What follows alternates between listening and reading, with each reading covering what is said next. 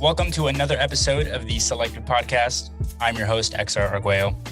And this week we're having a roundtable discussion with some members of the team here at the Selective to discuss the state of the e-commerce clothing marketplace.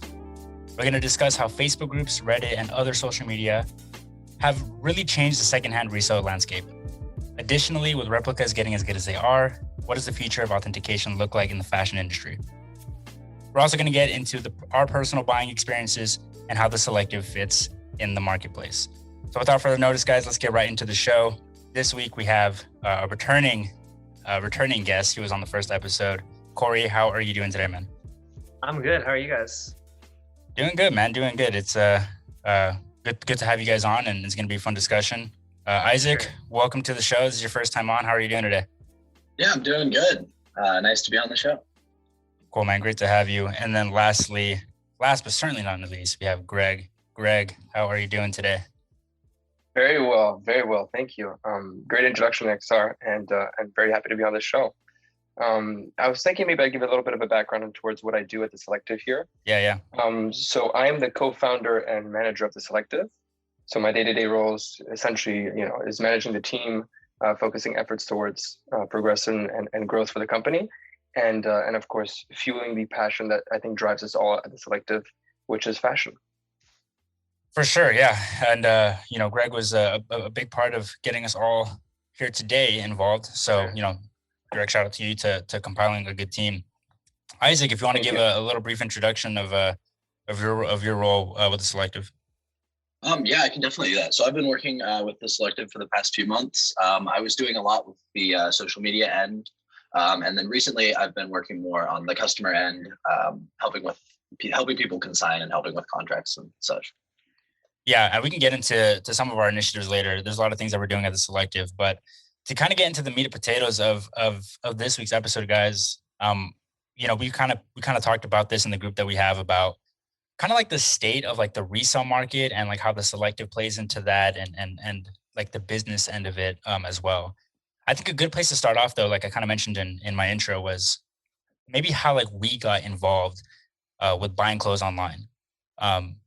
I want to preface this by saying I think the pandemic has definitely changed how we look at life, how businesses look at operations. Long gone are the days where you need a mom and pop shop to be a successful business, right? Like that's not like you don't need to do that. Sure. And people are starting, good projects, independent projects simply online. And, they don't have to have the overhead of having a storefront. For me, my personal buying experience kind of goes back to Grailed. I used to spend hours and hours a day on Grailed years ago, just trying to find, steals and deals. And I was like encapsulated in that ecosystem. And kind of like as time progressed, I started joining like Facebook groups. And then really nowadays I'm buying like a lot of my clothes off Instagram, which is really weird. So that's been kind of like, I guess, like my natural progression. Corey, I'll throw it to you, man. How did your like fashion online buying journey start? I originally found out with like, I guess this whole fashion community because back in the day I was like a huge Kanye fanboy. So I was on forums like Kanye to the or like KTT. Yeah. And I read about people buying stuff on like Grailed, and I had no idea what the fuck Grailed was. So I checked on Grailed. I looked on places like eBay as well, and I ended up buying a few things here and there. Got ripped off a few times, got scammed a few times. And that's just really how I got into it. And I don't know. I mean, it was I guess a very natural journey. I mean, I kind of just found out through forums like even Reddit, like Reddit/r/streetwear. There was a lot of stuff about Grail back then. So yeah, that's my story. For sure. Greg, obviously as somebody who started the Selective, from the business end, I'm sure you have a lot of thoughts on kind of where the industry's going, but like how did you get your foot in the door and kind of wanting to start something like this? So let's say my passion and when I started trading clothes and getting into the whole fashion industry was right around ninth grade. And actually, thanks to T, who is of course the partner on the Selective. And he had introduced me. So he had just come back from Brazil. I had been away from Switzerland for a long time, and we had started hanging out and so on. And he introduced me to Kanye at the time. He was a huge fan of Kanye, and I had no idea about fashion. So for me, it was like the first thing I ever heard of. I mean, I knew he did music and so on, but I had no idea regarding the Yeezys and so on. And then he introduced me to the Yeezy Moon Rocks, the Yeezy 350s, of course. And I fell in love with that shoe. We managed to find a plug who had released them a week before. And so we actually got the shoe like 3 days before it released, and that hooked me. I was addicted to it. And then that kind of progressed, as you guys mentioned a few times. I started going off of Grailed, eBay, and so on, and learning a lot from T, who had already been doing it for a long time. Yeah. And that escalated. I loved it. I got into the whole Fear of God hype at the time. Yeah. Completely in love with Fear of God. Yeah. And and it kind of progressed from there. Crazy. It's been a lot of fun, honestly. Yeah, that's crazy how those relationships like spawn to something else. Isaac, how did your journey start? Yeah, I was like the classic hype beast growing up. I remember seeing like Tyler the Creator in like a Supreme box logo hat. I was like, oh, I got to get on this. So I bought like all the classic like that era hype beast stuff. Right. And and then it really kind of started evolving. I kind of started looking for more like personal style and using Reddit and Grailed and kind of different groups for that. Yeah, we all kind of have like similar starts, and then they've kind of like branched out into different things. And I think like Greg's like passion for that like eventually led to the Selective and kind of what we do. Obviously, to those listening, like we have a an online store, and that's kind of like our bread and butter. But at the same time, you don't necessarily have to go that route. Like a lot of people are going through Grailed and other places. What does the future hold? Because we're saying that you don't necessarily have to limit yourself on Grailed or on Depop or having a website. Personally for me, I think these marketplaces are going to get really big. These like social media groups. We're seeing like Facebook groups specifically dedicated to just like discussing clothes. And that's kind of what we're trying to do with the Selective too. Like we're trying to build a community, like so people can talk and engage about clothes. And I think like the more personal touch you can like relate to people when talking to clothes, the better chance that you have of, buying and selling, amongst yourselves. So I think the forefront of every great business is centered around a community. And I think what we've seen now with the increase of social media, if you actually backtrack a lot and you look at the resale industry, there's always been thrift stores, right? That's existed forever, but it only really became very in tune and cool to own these vintage pieces as the markets have slowly started to develop and it's become more popular. And we've seen it on a lot of famous people and so on. But I think what has really pushed that and the backbone of that is a community centered around these vintage pieces or these brands and so on. And so, as you mentioned, I'm not very familiar with the whole Facebook side of the groups yet. I know that's a compartment that we're looking at in the Selective a lot at the moment. But I think that's what's really going to push the whole resale industry. And there's a lot of great attributes to focus on that the resale industry has. There's a sustainable side of it, of course, which is great. But I think there's a lot of room for growth, and I think a lot of people are recognizing that, and that's being pushed by the communities. Yeah, Corey, you've kind of been in and around the space for a long time, haven't you? Yeah. I've been in the Facebook groups, but not like I wasn't like a super active member, but I've been around here and there since I want to say around 2015, 2016-ish. And that was basically because I was into the whole, the Jerry Boy hype. Yeah. So I was part of like the Fear of God group. And actually one of our members of the team, he's one of the moderators on the Saint Laurent group. Shout out Dylan. I definitely noticed that there was a lot of discussion happening there. I think that it's a little bit less, that kind of good discussion, I think is a little bit like less so nowadays, but I think that's just because those brands, specifically Fear of God and Saint Laurent, might not have those same kind of diehard fanboys that they did back, 4 or 5 years ago. In regards to that whole community aspect, I really do think that Greg's right on that, where I feel like one of the big things that started this whole, I guess, secondhand market was like people selling and trading for like those old vintage army jackets, stuff like that, right? Yeah. Because that was what was cool back then. Yeah. And I mean, I think it's really cool that we can, I guess, cultivate these communities based around people who have these specific interests. And I hope that, our viewers or I guess listeners at Selective can, they look to join our whole space, I guess. Yeah. But I know you said like the Fear of God and like the Saint Laurent, like that stuff might not be as hot as it was, but like that's like changed to other communities. Like Archive is like obviously like the latest hottest thing, right? And you kind of touched on that in the past episode, Corey, how like a lot of these guys in other markets, it's not even about the money anymore. It's about just like getting every RAF piece, every Issa Miyake piece from the 90s, For sure, yeah. Yeah, it's like it's not about necessarily how much it's gonna cost. It's just that a lot of these garments don't even exist or they're very hard to find. Mm, And I think like the totally. focus has like changed, like maybe away from the fear of gods from the Yeezy like it was a couple years ago, but now it's moving more towards archive. And then of course vintage is really big right now, which I think is going to continue in the future. Like what communities are you part of right now in the buying and selling space? It's really changed a lot as things have gone. I mean, like I was saying, I was originally really into the like kind of basics and like minimalism stuff. I was into the really loud logos for a while. But as things have kind of gone on, I've really found like the Instagram place to be the community that I kind of connect with the most. And it's been interesting to watch each different community develop. I mean, the stuff that's really popular on Reddit or on Facebook is different than what's popular on Instagram. And it's interesting to see what specifically stands out in each community.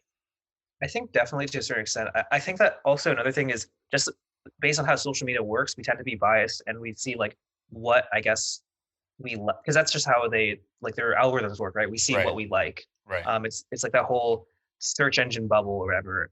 Right. So, and I'm not sure whether or not it was just trends that were changing or would I like change. So, I mean, I can't necessarily say with 100% confidence, but I definitely have noticed that there's been a lot of guys wearing a lot more vintage and caring less about like, super heavy branded pieces, right? But also too, another thing I want to talk about is like how it's scary when you're buying and selling from people you don't know. And I think like scamming is like obviously something that has, I mean, it inevitably happens in this space. Maybe we've all kind of had experiences with scammers and stuff, but maybe like having an actual company, whether it's the Selective or another company, like having an identity behind a company alleviates some people's maybe fears about potential scams. Greg, I don't know if you want to touch on that. At least I hope that it'll alleviate some of the fears that some people have with purchasing online. As you were mentioning before, I think we've all experienced our fair share of scams. It brings a story to mind of when I was selling an item to this guy. This was like, let's say 4 or 5 years ago. Yeah. And it wasn't even a super hyped up item. It was a Montclair jacket. And it was this guy based out of California. And so I sell him the jacket off of Grailed. I get my money in, and stupidly, I never put a tracking on the shipment.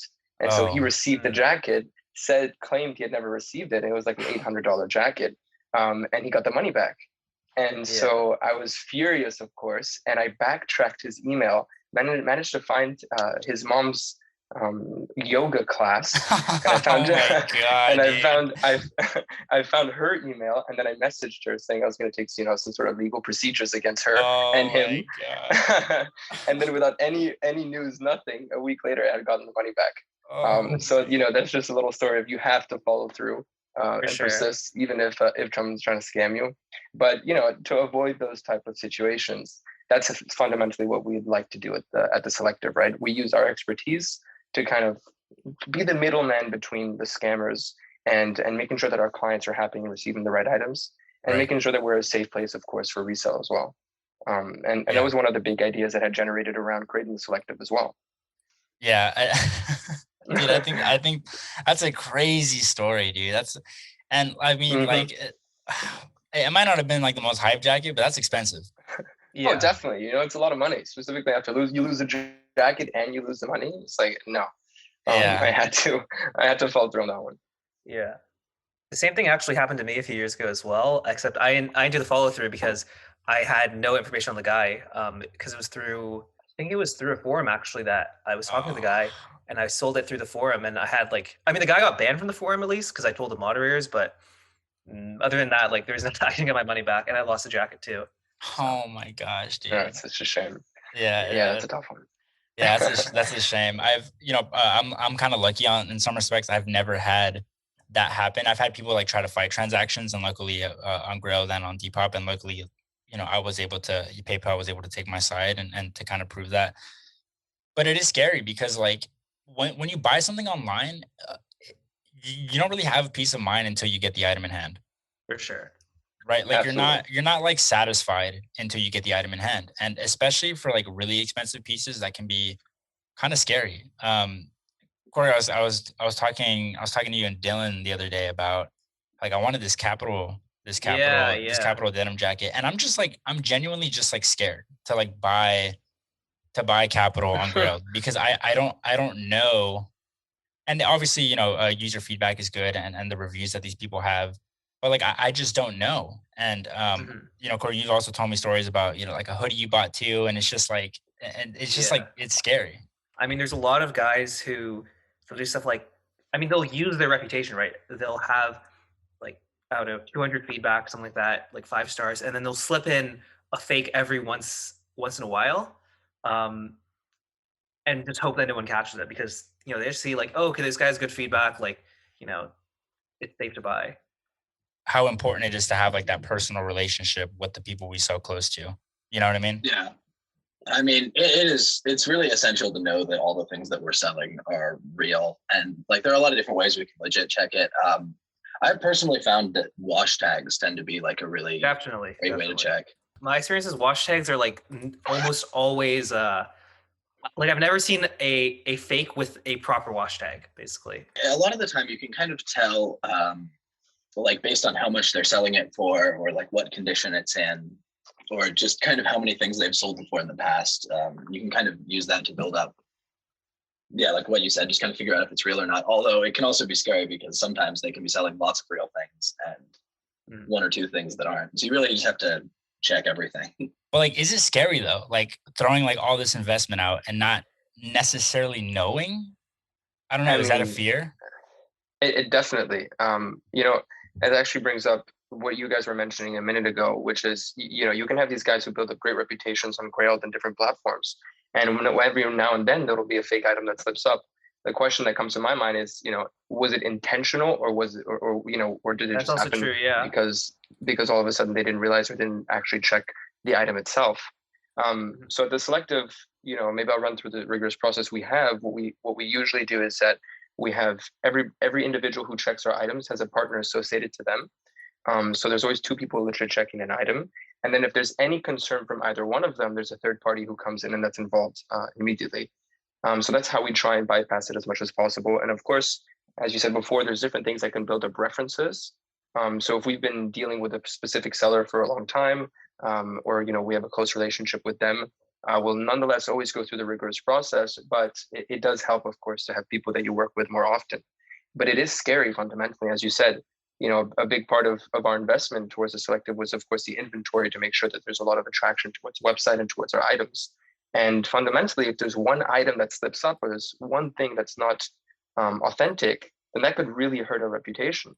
Of course, the procedures we would then take is to try and refund everything on the spot and deal with that situation at hand. Thankfully, it's never happened yet, but it is scary, always.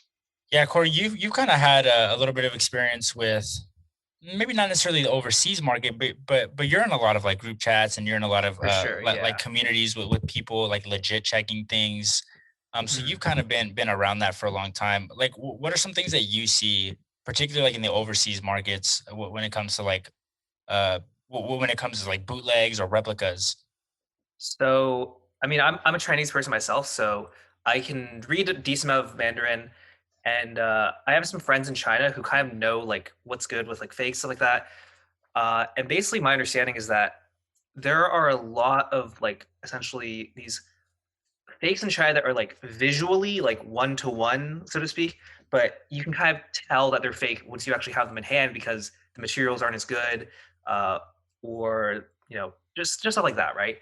Yeah. Um, I mean, I think it really gets hard, especially with like streetwear brands like V-Lone or Supreme, where the quality on the retail piece might not necessarily be like super high end. So it's easier to produce like pump out a fake of that, right? Hmm. But yeah, something I definitely noticed just from my experience as well, in personal buying, is wash tags and even a lot of time neck tags tend to be well, they're off from the original piece. So a lot of times there's like misspelling, right? Because I mean, the guys who are making this stuff are generally in China, right? I don't expect they're English or they're French because there's a lot of different languages on wash tags, right? Right. So that's the big thing I normally notice, as well as the actual font on the tag sometimes is completely wrong. Like in the Saint Laurent Facebook group, something that is normally the call out is just the font on the tag is just off. So Yeah, Yeah, and going back to the groups, there's like a lot of groups that kind of like self-authenticate, if you will. Like we're seeing that on for sure. Facebook and Yeah, on Reddit.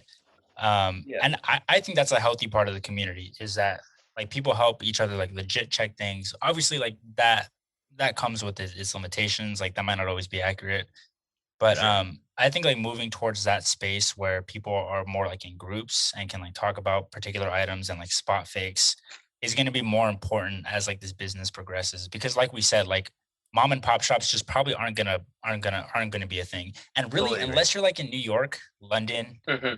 like Paris, Tokyo, where are you gonna find these pieces, right? I think if it's either um, it was either in Milan or it was in Paris, but I Yeah. think Grail had released a pop-up store during a Oh, fashion Yeah, week. yeah, it was in Paris. Yeah, It was in Paris, yeah, and that was actually super successful. So if we can wow. ever reach a stage where we would have a following that would actually want to see that, and if we're participating in a fashion week or something, I would definitely want to do a pop up. I think that'd be very cool. I think it'd be a great way to interact also with some of our clients and the people for who are sure. following what we're doing. Guys, I wanna kind of transition, if we will. When you buy on Grailed and like some of these other sites, there's a lot of like fees and stuff associated. And I'm sure companies like Grailed are also getting a little scared because they're seeing a lot of people sell on Instagram and like go an independent route to where like they aren't Mhm. necessarily making money. And even like with us, like our website, like there's no growth fees, right? Like there's no like depot fees or other fees. I think it's gonna be really interesting to see how those businesses compete in the future with with companies like the Selective and even like independent sellers, Totally agree. who like you don't have to worry about like fees. For sure. I mean, you see all those comments on every single post Skrill does on Instagram. It's always, Nine yeah, there's like percent. nine, there's nine. It's always something with the 9% fees, Yeah, right? yeah, And I think that's something, at least with Selective, we're really transparent with the fact that we do take a bit of commission, right? Depending, and that fee depends on the price of the item. right. But that's just because at the end of the day, we're still a consignment business. It's interesting to see, like you said, these kind of smaller accounts compete with, I guess, the big brands in Grailed or Yeah, even Depop. I mean, I feel that these smaller accounts, or even some places like the Selective, part of our appeal is that we're a lot more curated. So, you have those accounts that do just vintage. Like I think there's one that's called like No Maintenance or no something like that. maintenance, dude. They've blown up a lot. Yeah, yeah. I always see them on my Explore feed, and I really like their content. But Yeah. yeah, or something like the Selective, like we normally try to sell pieces that we enjoy as well, and we hope that our followers enjoy too. Recently, I guess you could say recently, we started doing a consignment where people can reach out for things that like they potentially want to sell, or maybe Greg and Isaac, you all can touch on consignment. But like, how does like consignment work? Like for the people listening, for someone like me who doesn't necessarily understand how consignment work, like how would you define consignment? Yeah, I mean, I'll touch up on a few points that you mentioned there. So just on the start of consignment, and I think how that compares, because I'm sure some people are confused of why they would actually want to sell through the Selective versus through Grailed and so on. So consignment works is that let's say you're a client of ours, and you have an item that you'd like to sell that's valued at $1,000. We will take care of, you'll loan us the item and we'll sell it for you. We'll take a commission. We'll take care of all the costs associated, and of course, we'll do the right marketing towards it. So your real added advantage as a client is that you don't have to take care of the hassle of selling the item yourself. Now, naturally, that doesn't fit. It's not an all for all purpose. It's not everybody would be attracted to that Right. model, because some people who are trading, let's say, with a smaller amount of capital, they want to make sure they keep their margin involved, so that they can continuously buy and fuel their passion. So I think what we target more is individuals with large collections who can't really be asked to be selling the items themselves, and they don't particularly want to be trading, or where time is a huge aspect for them. So they want to be maybe focusing more on consistently buying. And so that's when we come in and we provide that service. I think as opposed to Grail, where you would have to do it yourself and deal with the buyers and deal and with that added hassle at the end of the day. So that's consignment, so to say. Yeah. But then you picked up on a new business plan that we're planning to launch now in the next week slash 2 weeks, which is buying a lot. So we'd like to focus a lot more on buying as the Selective, and so we've started a trading team. Corey's a member of that team, and so their full focus is to be identifying goods in the market that we could buy at a nice price, or things that we consider to be undervalued, compared to the market, and things that we actually really believe in and that we're passionate about. And I think that's when the collectability comes in, and that's also a huge part of growth, I think, for the future market is people focusing on collectability aspects of them. And so when we look at a piece, of course, we look at how it stands within the market, how people have been interacting with it, if it's particularly significant to that brand, if it's a great year for that brand, if it was a piece that a designer is famous for, or any attributes that might stand out. That's what we look for. When you say like collections and stuff, the first thing I think about is like Jordans, right? And I think it's because T might have mentioned this at one point, but it's like, and as grim as it might sound, is true. Like Michael Jordan is not going to live forever, right? So like some of these Jordans that, especially after the documentary that came out, like a lot of the Jordan ones like went up in price, and then like we're kind of seeing like a dip right now. But like, I mean, he is a mortal man. Like he will pass away at some point, right? Like absolutely. Like Hyder Ackerman will pass away at some point. And like when that happens, the value of these products are going to go up. But that also plays into like a strategy of like when and when you don't buy certain things. And I know that's like an ongoing conversation that we have, is like looking at like the market price, figuring out like when or when not to pull the trigger. And that can be like really stressful because you don't necessarily know. It's kind of like stocks, right? Like you don't necessarily know like when the buy off is gonna when it's gonna be, and you're taking a lot of chance in some ways. But I don't know if you all are personally sitting on any pieces that you would think add value over time. But for me, there are some pieces in my closet where I think to myself like, yeah, I could sell this, but I'm also thinking like long term. This designer might stop creating at some, like, you just don't know. So, and I guess that's when like your knowledge of the industry comes in a lot, which is not necessarily something that I'm like a huge expert in, but I know that there are members of the team who like specialize in that. I think you touched on a good point. There's one thing that's amazing and that I have found so fascinating over the past few years is that there's a real, if you take our parents, for instance, they'll look at these clothes and so on, and they'll just think it's an expense. I think a lot of our generation, they look at it as an asset. And what I mean by that is that you buy it, let's say you buy a pair of sneakers or something at $200, maybe a pair of Jordan 1s. That doesn't even matter too much on the colorway, but you kind of can interpret the fact that you won't lose all of your money on it unless you completely destroy them, right? Right. So there's a certain resale factor involved to that. And I think like any market, there's peaks and troughs for particular shoes, particular brands, and so on. And they fluctuate, as you said, with the Jordan 85s. And touching a bit on that point is that after the Last Dance came out, there was a huge increase in value because all these people, all of a sudden, the market was flooded with a bunch of these, 85s, pristine ones, beaten up ones, and so on. And there was a huge amount of hype behind it. So if let's say you're sitting on 6 pairs of shoes like the Selective was, and we're appreciating, we're enjoying this growth, you can kind of tell, okay, if I've done 100% on a shoe here, it might be time, to take some profits away, or at least diversify a little bit of your assets towards other shoes. And I think these type of particular pieces in time, and that goes across for every single brand. And I think that most brands do have a strong passion following behind them and a strong group. There will be pieces like that as well that will continuously grow in value over time. And that's something that our generation has understood, is that there's real value behind these items. I guess you could also almost think of it similar to like the stock market, right? I mean, that's what StockX is, right? It's like the stock market for shoes. But yeah, I totally agree with Greg. As long as you can make back your original investment, I think it's fine. So as long as you don't lose money, right? I mean, that's at least my I guess whole thing. And something that I think is of as well, just things like some things to look out for. Like for example, we saw after Philo left Celine, right? The prices of her old used stuff, it went up by a ton.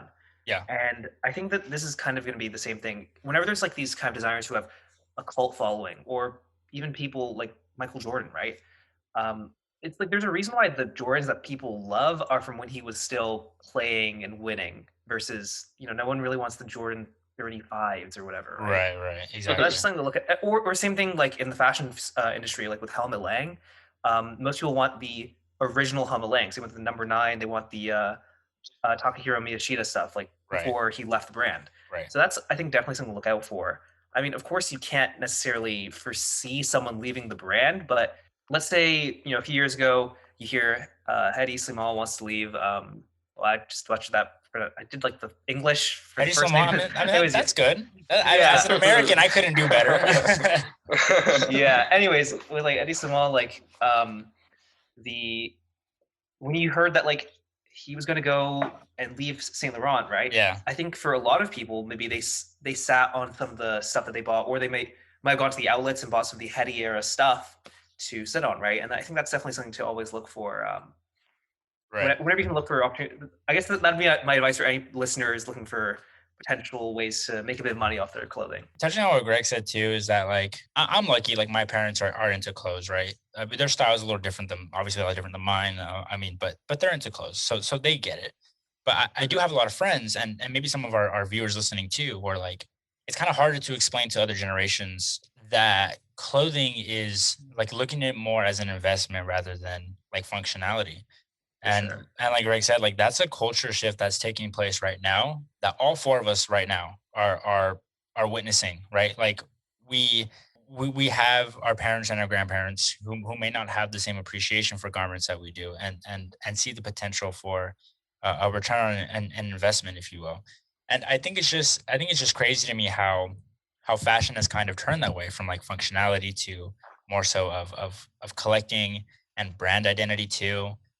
Sure. You know, I think we're seeing a lot of companies making efforts to try to be relatable, trying to be involved with their communities because they understand how important it is for people to connect with goods and services in a way that is important to our generation that might not have been important to generations in the past. Is looking at your clothes and feeling something towards them. You know. Definitely. I mean, I think like you already kind of see it with brands like Gucci, right? There's their whole Dapper Dan collection to, I guess, try to appeal and cater more towards the Black community that supported them for years, where they, haven't really been giving them recognition, but Right. Right. and then Right. also with like collections like the Gucci X Doraemon stuff like that appeals to like the Asian community or the Gucci Chinese New Year stuff, right? Because they're noticing that these other communities that probably they might have completely ignored are a huge buyer for their brand, right? Guys, I think we're getting in on some pretty good time. We'll wrap this up by asking some fun questions. If there's one piece that on the Selective right now that you could take home for yourself, what would it be? So, I mean, if I'll start off by saying one of the pieces that I would, maybe two pieces that I would absolutely love to have in my collection. The first one is the Vism jacket that we have online, the kerchief. I absolutely love that. I love the design on it, the patterns, the paisley patterns, and so on. I think it's super cool. Yeah, that would definitely be one of the pieces I have in my collection. And then the next one would be a Chrome Hearts flannel. I think I would prefer having the red one that we had online before. The only issue I had when I actually had that piece in my hands was that it was a little small for me. But I absolutely love the attention to detail there. The final touches on the silver buttons and so on. I think it's super cool. And I also think it's quite understated if you don't know the brand. And it doesn't really, it's not super show offy. It doesn't really come off. Fully agree. Doesn't give too much attraction, and it's just like a cool flannel. Yeah, I totally agree on that. That's why I like a lot of the Chrome Hearts clothing that isn't like the Matty Boy stuff, the hoodies or the tees. Mhm. I really love like flannels. Like, I mean, I guess the jeans are kind of like super hype nowadays, but back when they were a little bit more low key, I I guess. mean, I don't know, they're still cool. Yeah, Yeah, I still they're like cool. them, of They're cool. course. But yeah, and then also like I personally I have like a few Chrome Hearts outerwear pieces that I just love because, like Greg said, right, they have these subtle detailing stuff that really make them special, right? Yeah. Yeah. Yeah, 100%. I'll go in next. If there's one item on the Selective I could take home right now, it has to be the Vism bandana shirt. I know people are gonna say like it's played out and like you can get like It's still other cool. stuff. You can get like other stuff from like Vism and Capital that is a little more like true to like the Japanese Americana style. That's more traditional. Yeah. But I have like a nostalgic attachment, not nostalgic, but I have like an attachment to that jacket just because like it was the first, I guess, piece by like Vism that I saw that propelled me to look further into the brand about like what they are and like their vision for Japanese traditional and like how they just like their creative process and their pieces and Capital too, like as well. So if I were to take any piece home from this, like it would probably be that one. Isaac, what do you got? Yeah, if I had to take one home, it would probably be the RAF everything, like the right sweatshirt. Yeah. Yeah. And I mean that one specifically wouldn't fit me. I'm a little bit bigger than a small, but Yeah. just the difference in the different influences on it. Like it has like Joy Division patches and like Texas Chainsaw Massacre and like just all these crazy different like influences. I don't know. That like patchwork look is really interesting to me. Yeah, I agree. I think it's a beautiful Me piece. too. Definitely, very cool piece. Corey. Yeah, I was going to say the RAF sweatshirt as well. There's honestly a lot of pieces on the Selective that I really enjoy. Aside from that, I mean, I think I'm gonna have to pick one. I think it's gonna be the Chrome Hearts Dagger belt. Of course. Yeah. I really love that piece. I was never able to get it. I had a friend who was helping me look for one in Paris, but it never came through because they were just like completely out of stock. And yeah, I think it's just such like, I mean, iconic. Yeah, it's just so fucking cool, man. Like it's a belt with I don't know. I mean, it's really edgy, and I probably could only I could never wear it to like my work. Actually, I guess I probably could if as long as I think like I'd probably never wear it to like work or something or with a suit. But I guess I could if I were to hide it. But I mean, aside from that, if I'm going with a piece that's not, I guess, archived, I think I'd have to go with the RAF sweatshirt, the everything.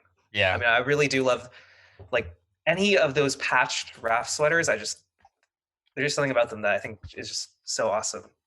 Dude, it's Greg mentioned this too about the chrome stuff. Like, I don't know. You're right. Like, I don't really like the chrome hearts. You're saying like the hoodies, the t-shirts. I mean, the hats are cool and stuff, but more like that belt is like a piece of art. Absolutely. It's like the daggers. It's so it gives like this punk like badass vibe to it. Yeah. You know what I mean? 100%. And even like their rings and stuff. Like Corey, you have like one of their rings. Yeah, they just like exude like I'm a badass. You know what I mean? And I want one of those pieces so bad. Yeah, I really think that stuff it's a lot closer to what I think of the brand identity as. Instead of, I feel like the logo stuff is more.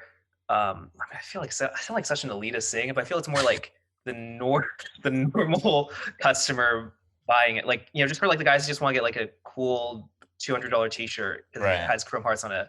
I mean, that's not knocking anyone who likes them. That's just my personal preference. But yeah, I think they're still cool. But you sure you're not something gatekeeping? Special about. I probably have a bit. Yeah. I'm just kidding. But yeah, there's definitely something cool about stuff with like anything with like, I don't know. I'm just a sucker for anything with like the Chrome Hearts hardware, especially. Yeah, for sure. 100%. The hardware is crazy. Yeah, I've been wearing. Oh, sorry. Oh, sorry. No. Sorry. I've been wearing the Chrome Hearts cross necklace like every day for like 3 years, and then the back part of it just broke off. Oh no! Totally my fault, but like I'm gonna take it and get it fixed and stuff. But it was a tragic moment at my house, Wait, so it wasn't like a quality thing, like you broke it? No, yeah, it was totally bad. Like, oh, okay. I was gonna be like, oh, that's not good, but okay. Like if you broke it, then you can probably their stuff's real good. I'm gonna try to figure it out. Yeah, yeah, you can probably take it to the retail store. One of their very few retail stores around the planet, and try to get it fixed. Yeah. Speaking of, I was planning on Chrome Hearts New York, and what I wanted to do, I thought this would be like the stupidest shit ever, but I was like thinking, so I have the Dries Unknown backzip bomber, right? Right. And I wanted to replace the zips and the buttons with like Chrome Hearts daggers and like the scroll buttons. Oh my gosh. I feel like doing that as though it's like such a, I don't know. I feel like if I was going to do that, I'd have to like double up, and I really don't have that money. Yeah, for sure. For sure. Yeah, the price is often a boundary when it comes to this stuff. For sure. Yeah, for those maybe who focus a lot on like the jewelry and the clothes of Chrome Hearts, that's a fantastic aspect. Jewelry specifically, you mentioned that a minute ago, XR. I was really into rings for a very long time from Chrome Hearts and their pendants and so on. Great items. But something else that they do, I'm not sure if you guys are familiar with, but they also do furniture. They do chandeliers and stuff. Yeah, if you ever go to the store in New York, actually, try and see if you can get upstairs. There's a stairway. There's actually a stairwell that's completely built out of Chrome Hearts, and everything in there is designed for Chrome Hearts. But they have amazing stuff up there, and you can commission basically everything you want. I mean, you have to have the money to do it, but you can commission anything. When I was once up there, there's this one of the sales assistants was telling me that there's a Russian guy. Apparently, he would commission his whole house out of Chrome Hearts, and he paid $40 million for it. Oh my gosh. Which is crazy. I mean, the price tag is insane, but I mean, there's something behind it, right? To have true fans behind a brand like that, I think it says a lot about the company. Yeah, and, I mean, it's definitely a lot like something I would. Oh, sorry. Yeah. No, go ahead, please. Well, I was gonna say it's a lot like what people used to do with Hermes or Louis Vuitton back in the day, right? They would commission custom furniture pieces, right? I was talking to a guy. I think he had these boxes in his house, and they were originally horse stables from Hermes. What? Yeah, I think, that's insane. Yeah, and I think it's really cool. I mean, I think I've heard. I didn't hear, but I saw an interview with like Richard Stark. I think he was describing like Chrome Hearts. It's American luxury, right? It's like the American equivalent to what Hermes or Louis Vuitton was back in the day for, I guess, France. Although I mean, it's different, of course, because it's more of a punk rock thing instead of right. high luxury, but still, yeah. There's so much more to these brands a lot of times. Like you mentioned, the Hermes. Like my mom loves Hermes, and she loves that brand. And I guess it was because when she was younger, like the appeal that it had, she just has like this connection to that place. And to me, it always had like this mythical status in like the luxury world. I always saw it like when I looked at Gucci and other stores, I saw it like above of course. That. I totally agree with you. Yeah, 100%. 100%. It had like this other elevated status. Go ahead, Greg.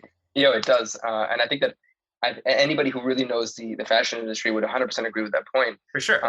Including Arnaud, which is of course the owner, CEO, and founder of LVMH. Yeah. The interesting story related to that as well. He once did a hostile takeover of Hermes, which is a public company.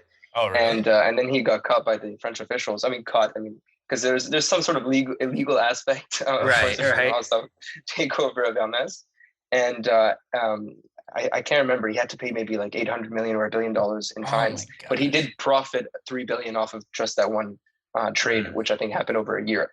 And for him, it was an icon. He wanted to own Hermes, and of course, it's a family-run business, family-owned. But it is one. I think it's kind of the grail, that one piece, that one company that he's always been excelling and thriving towards owning. And that's Hermes, and that stands for itself. When I was in New York City a couple months ago, same thing with Chrome Hearts, right? When at the Chrome Hearts store, you just feel like it just feels different. And like to our listeners, I think that's something that they can connect to with like this podcast, is that like we all like clothes, whether it's vintage, whether it's luxury, whether it's archive, whether it's military, street, whatever. I don't know. Like I feel like people shouldn't have to like justify to themselves or to anybody else like your passions. And, if you love something, you should enjoy it.